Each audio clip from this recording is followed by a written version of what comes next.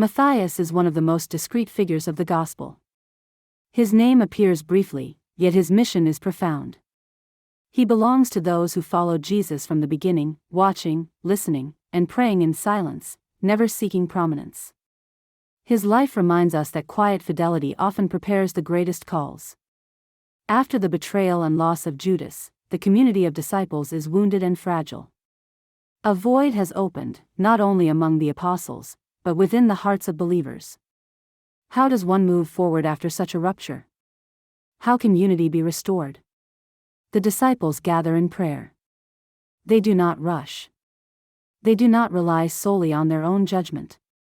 They ask God to reveal the path forward. In this atmosphere of trust and discernment, Matthias emerges.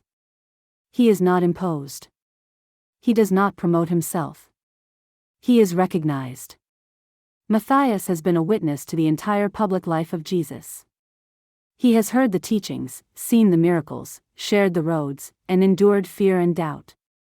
Yet he remained faithful.